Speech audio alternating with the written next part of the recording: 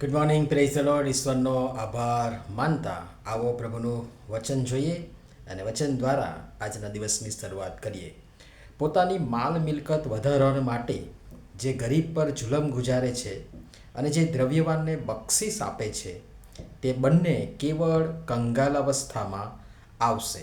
નીતિવચનોનું પુસ્તક તેનો 22મો અધ્યાય અને 16મી કલમ. આજનો વિચાર. ખ્રિસ્તમાં અતિ પ્રિયવાલા મિત્રો, પ્રભુ ઈસુ ખ્રિસ્તના સામર્થ્યવાન નામમાં આપ સર્વને હાર્દિક શુભેચ્છા સાથે સવારની પ્રેમભરી સલામ. ગઈકાલે જ આપણે જોયું 19મા અધ્યાયની 4થી કલમ. ધન ઘણા મિત્રો વધારે છે, પણ ગરીબનો એકનો એક મિત્ર પણ તેનાથી અળગો થાય છે. અને એની સાથે સાથે બીજું પણ વચન જે ગઈકાલે આપણે જોયું એ ફરીથી આપણી સમક્ષ મૂકીશ, અને એ તો છે 19મા અધ્યાયની 7મી કલમ. દરિદ્રીના સર્વ ભાઈઓ તેનો ધિક્કાર કરે છે અને તેના મિત્રો વિશેષે કરીને તેનાથી કેટલે બધે દૂર જાય છે. તે વિનંતી કરતો કરતો તેઓની પાછળ દોડે છે, પણ તેઓ લોપ થઈ જાય છે. આજના વચનમાં પણ બે ભાગ જોવા મળે છે. પહેલો ભાગ, જે પોતાની માલ મિલકત વધારવા ગરીબ પર જુલમ કરે છે. માણસો જુલમ અને એ પણ પાછા ગરીબ પર અને મિલકત વધારવા કરે છે. એમની પાસે જે કંઈ થોડું ઘણું છે એ પણ પડાવી લેવા માટે પ્રયત્ન કરે છે. ધન, દ્રવ્ય, માલ મિલકત, સમૃદ્ધિના જોરે સત્તા મેળવી વધુ મેળવવા કે સંપાદન કરવા માણસ ગમે તે હદ સુધી જઈ શકે છે.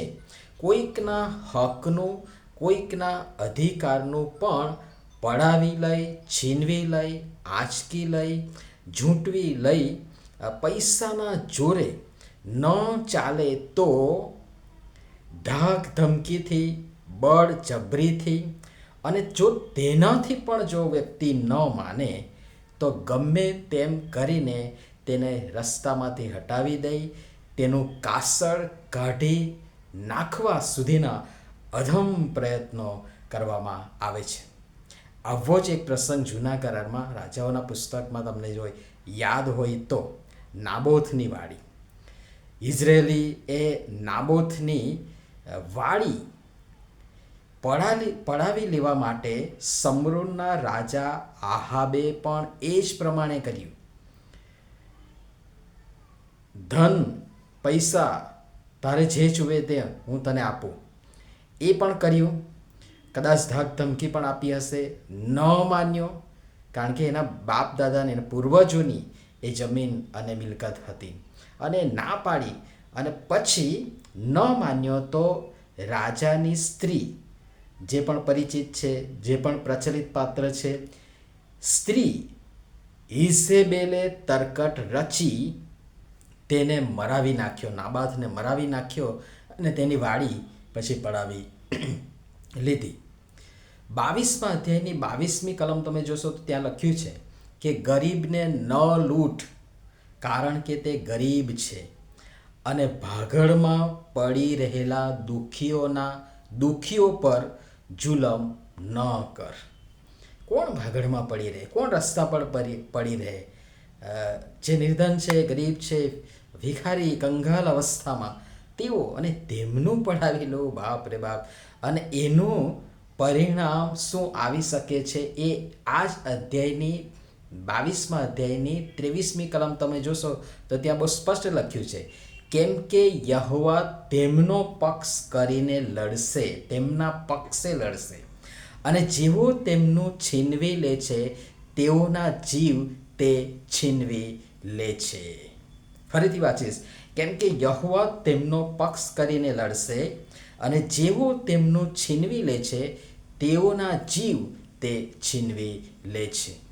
બીજી બાબત, જે દ્રવ્યવાનને બક્ષિસ આપે છે, અને આ પણ થોડુંક આપણે ગઈકાલે જોવા માટે પ્રયાસ કર્યો હતો. મેં ગઈકાલે જ કહ્યું હતું કે જેમને જરૂર જ નથી તેઓને સારા અને વહાલા લાગવા અને બનવા આપણે ઘણીવાર ગજા ઉપરાંત ગજા બહારની ભેટ સોગાદ બક્ષિસ આપીએ છીએ, મીઠાઈના બોક્સ મોકલીએ છીએ અથવા તો ખુદ આપવા જઈએ છીએ, જેની પાછળ આપણ માણસનો સ્વાર્થ છે, જેથી જે તે વ્યક્તિ સાથે સંબંધ રહે, વ્યવહાર થાય અને આખરે જે આશય મૂળ છે એ તો ધન લાભ છે, ધન લાભ થાય. પણ વચન કહે છે કે આ બંને પ્રકારના એક અને બે જે આપણે વારાફરતી સંક્ષિપ્તમાં જોયું એ બંને પ્રકારના લોકોના કૃત્યનું પરિણામ એક જ છે. અને તે તો એ છે, વચનમાં બહુ સ્પષ્ટ લખ્યું છે, તેઓ બંને કંગાલ અવસ્થામાં આવશે. દ્રવ્યવાનને તમે ગમે તે આપો કે કરો, એને કંઈ ફેર પડતો નથી, એને એની જરૂર જ નથી. એ ક્યાંક મુકાઈ જશે, એને કોઈ બહુ ફેર નથી પડતો, ગમે તે આપો પણ એને ફેર પડતો નથી.